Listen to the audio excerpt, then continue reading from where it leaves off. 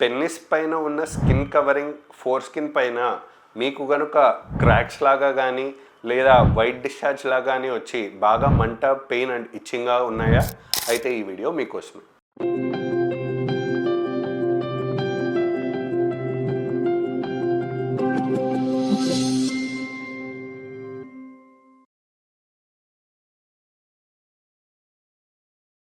So ఈరోజు వీడియోలో మనం డిస్కస్ చేసుకోబోయే టాపిక్ ఏంటంటే బెలనైటిస్ లేదా బెలనోపాస్థైటిస్ అంటారు. అసలు ఈ బెలనోపాస్థైటిస్ అంటే ఏంటి అంటే, ఐటిస్ అంటే ఇన్ఫెక్షన్ అంటాం, బెలనైటిస్ అంటే హెడ్ ఆఫ్ ద పెనిస్ అంటే అంగం ముందర ఉన్న బుల్లెట్ భాగంలో మనకి ఇన్ఫెక్షన్ వస్తే బెలనైటిస్ అంటారు. బెలనోపాస్థైటిస్ అంటే అంగం పైన ఉన్న చర్మం ఇన్ఫెక్షనే కాకుండా ఫోర్ స్కిన్ అంటే పూర్వ చర్మంకి కూడా చీలికలన్నీ వస్తే దాన్ని బెలనోపాస్థైటిస్ అంటారు.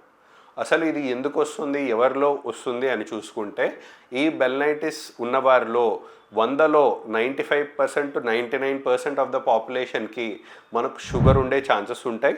ఒక 1 to 5% వరకు షుగర్ లేకుండా కూడా ఈ డిసీజ్ వచ్చే ఛాన్సెస్ ఉంటాయి. అసలు ఈ డిసీజ్ ఎందుకు వస్తుంది, చిన్నప్పటి నుంచే మాకు నార్మల్గా ఉన్నది, ఇప్పటికిప్పుడు ఉన్న పలంగా ఎందుకు ఈ ప్రాబ్లం వచ్చింది అని చాలామంది అడుగుతూ ఉంటారు.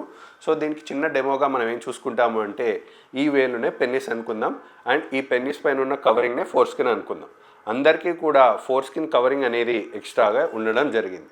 సో ఇప్పుడు ఈ బెలనైటిస్లో ఏమవుతుంది, షుగర్ ఉన్న వారిలో స్పెషల్లీ ఎందుకు ఈ ఇన్ఫెక్షన్ ఆర్ ప్రాబ్లం ఎక్కువగా అవుతుంది అని చూసుకుంటే, మనకు షుగర్ ఉన్న పేషెంట్స్లో వారి రక్తంలోనే కాదు వాళ్ళ యూరిన్లోనూ కూడా తెలిసో తెలియకో షుగర్ అనేది వెళ్తూ ఉంటుంది.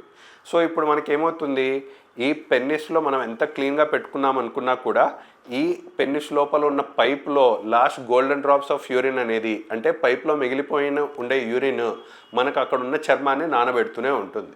సో ఇప్పుడు ఏమైంది, మనకు యూరిన్ నిండిన షుగర్ ఉన్న యూరిన్ అంతా మనకు ఇక్కడ చర్మాన్ని నానబెట్టి ఈ చర్మం పైన చీలికల్లాగా స్టార్ట్ అయిపోయి మనకు ఇన్ఫెక్షన్కి దారితీసి, ఎస్పెషల్లీ ఇది ఎప్పుడు బాగా తెలుస్తుంది అంటే ఎరెక్షన్స్ ఎక్కువగా వచ్చినప్పుడు లేదా ఇంటర్ కోర్స్లో ఆడవారితో ఎప్పుడైతే కలిసినప్పుడల్లా కూడా మనకేమవుతుంది, ఆడవారి నుంచి మనకి ఇన్ఫెక్షన్ స్ప్రెడ్ అయిపోయి ఆడవారి నుంచి వచ్చే ఆ క్రిములన్నీ కూడా మనకి ఇక్కడ షుగర్ నిండిన యూరిన్లో మనకు నానబెట్టి ప్రాబ్లమ్ని పెద్దదిగా చేసి వారిలో ఎరెక్షన్స్ వచ్చినప్పుడల్లా టైట్నెస్గా ఫీల్ అవుతూ ఉంటారు. అండ్ ఆడవారితో కలవనంత వరకు పర్వాలేదు, కానీ ఆడవారితో కలిసిన తర్వాత ఆ చీలికలు మరింత ఎక్కువ అవ్వడము లేదా వైట్ డిశ్చార్జ్ ఎక్కువగా అవ్వడము లేకుంటే ఇచ్చింగ్ అనేది ఎక్కువగా అవ్వడం అనేది జరుగుతూ ఉంటుంది. ఇది ఆడవారితో కలిసినా కలవకపోయినా కూడా మనకు ఇది వస్తూ ఉంటుంది. ఎందుకంటే మనకు ఓన్ సోర్స్ ఆఫ్ ఇన్ఫెక్షన్, మన యూరిన్ కావచ్చు, మన సెమెన్ కావచ్చు, ఈ రెండు కూడా మనకి ఇన్ఫెక్షన్ రావడానికి సోర్సెస్ ఆఫ్ బ్యాక్టీరియా అని చెప్పవచ్చు. సో అందుకే 100% ఆఫ్ ద పాపులేషన్లో 95 to 99% వారికి షుగర్ వల్ల మనకి ఇది వస్తూ ఉంటుంది. సరే ఉంది, మనం తెలుసుకున్నాము, మన ఇప్పుడు ట్రీట్మెంట్ ఏంటి, మెడిసిన్స్ ద్వారా తగ్గించుకోవచ్చా లేదా క్రీమ్స్ ద్వారా తగ్గించుకోవచ్చా అని చూసుకుంటే, క్రీమ్స్ ద్వారా కానీ మెడిసిన్స్ ద్వారా కానీ టెంపరీ రిలీఫ్ మాత్రమే వస్తుంది తప్ప పర్మనెంట్ రిలీఫ్ అనేది మాత్రం ఎవరికైతే టైట్గా మూసుకుపోయిందో వారికి కేవలం సర్జరీనే పర్మనెంట్ సొల్యూషన్ అవుతుంది. ఎందుకు, ఇన్ఫెక్షనే అంటున్నారు కదా, ఇన్ఫెక్షన్ని యాంటీబయాటిక్స్తోనే ట్రీట్ చేసుకోవచ్చు కదా అని అడిగినట్లయితే చిన్న ఎగ్జాంపుల్ చెప్పుకుందాం. ఒకవేళ మన దగ్గరికి ఒక మనిషి వచ్చాడు, మనిషి స్నానం చేయకుండా బాడీ నుంచి స్మెల్ వస్తుంది, దురదలు వస్తున్నాయి అన్న పేషెంట్కి మనం 2 రకాలుగా ట్రీట్మెంట్ ఇవ్వచ్చు. ఫస్ట్ డాక్టర్ ఏం చేశాడు, స్మెల్ వస్తుంది కదా అని సెంట్ పర్ఫ్యూమ్ ఇచ్చాడు, దురదలు వస్తున్నాయి కదా అని చెప్పి దురదలకు మందులు ఇచ్చాడు. సెకండ్ డాక్టర్ ఏం చేశాడు, ఏ మందులు ఇవ్వకుండా పోయి స్నానం చేయమని చెప్పాడు. ఫస్ట్ డాక్టర్ ఇచ్చిన ట్రీట్మెంట్ పనిచేస్తుందా, సెకండ్ డాక్టర్ ఇచ్చిన ట్రీట్మెంట్ పనిచేస్తుందా? ఆబ్వియస్లీ సెకండ్ డాక్టర్ ఇచ్చిన ట్రీట్మెంటే పనిచేస్తుంది. ఫస్ట్ డాక్టర్ ఏం చేశాడు, పేషెంట్ చెప్పిన సిమ్టమ్స్ని మాత్రమే ట్రీట్ చేశాడు, డిసీజ్ని గాలికి వదిలేశాడు. కానీ ఆ కంపుకి దురదలకి మూల కారణం ఏంటి, స్నానం చేయకపోవడం. సెకండ్ డాక్టర్ ఏం చెప్పాడు, ఏ మందులు ఇవ్వకుండా ఆ సిమ్టమ్స్ని ట్రీట్ చేయకుండా డిసీజ్ని ట్రీట్ చేయడం జరిగింది. సో దట్ డిసీజ్ ట్రీట్ అయిన తర్వాత సిమ్టమ్స్ కూడా అవి మాయమైపోతాయి. సేమ్ అదేవిధంగా మనకి ఇప్పుడు బెలనైటిస్ ఉన్న వారిలో మనకి షుగర్ పోతుందా, షుగర్ పోయేది కాదు. యూరిన్ వచ్చేది ఆగుతుందా, అది ఆగేది కాదు.